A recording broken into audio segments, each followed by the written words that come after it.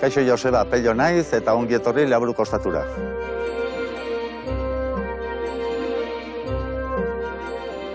Leaburuko ostatua ez da ostatu arrunt bat bakarrik, baizik eta Peñaskal kooperatiban sartua dagoen beste proiektu sakon bat da. Peñaskal sortu zen gizarte kanpo geratzeko arriskuan dauden gazteei laguntzeko. DBH tituloa atera ezinean dabiltzan gazteei laguntzen diegu, oinarrizko lanbide heziketa bat eskainik. Bai, bi aukera dauzkate, bata da metala edo soldadura, eta beste ostalaritza, hemen egiten dutena. Sukaldaritza eta zerbitzua ikasten dute.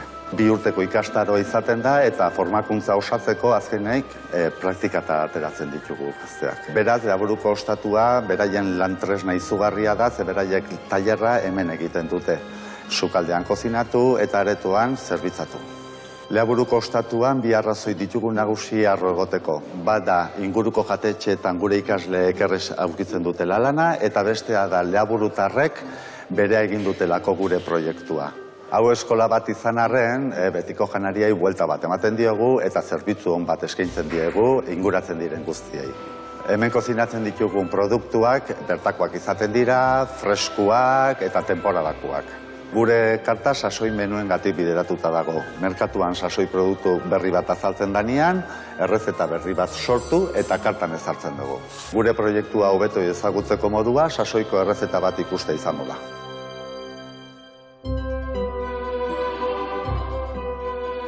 Sasoian gaudenez, gure proposamena da bokarta entsalada fruitu gorriekin.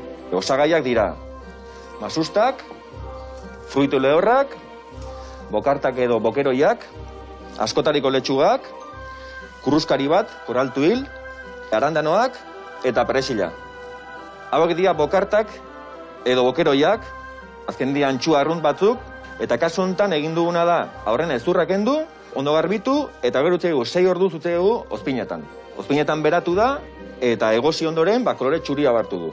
Orain ensalada montatzen hasiko gea, hemen dauzkagu askotariko letxugak, botako dugu eskuga txiki bat fruitu legorrak, botako ditugu arandano pixka batzuk, eta botako ditugu ere masusta batzuk.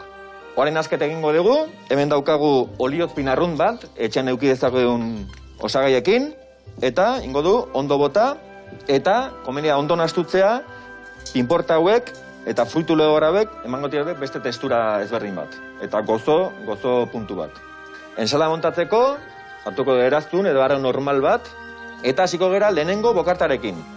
Bokarta jarriko dugu alde azala goraldea, azal gris hori ikusteko, gero jarriko dugu ensalada nasketa hau, fruitu gorri eta fruitu lehorrekin, ondo bete, zapaldu, gero jarriko dugu koraltuil edo kurruskari hau azken finean da olioa, ura, gatza pixka bat, gazia denean, eta korala hautsa. Eta gero zartagian edo ura evaporetzen denean, ateratzen dira honako zulotxo hauek. Eta kurruskarien gainean berriro jarriko dugu bokartak beti azala gora behi da. Eta bukatzeko, ingo du ensalada paindu, erakutsiz zer dagoen ensalada barruan, ikusten ez dena.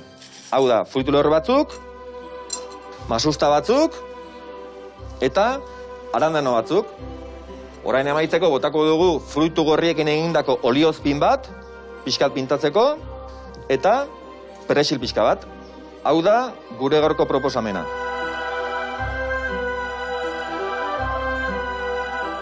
Bueno, Josea, nahi uzurian gombieta zaude ensalada dastatzera. Eta hortaz gain irakasle bezala Leaburuko ostatura etorri nahi baduzu, ateak zabal-zabalik izango dituzu. Aio! Aio!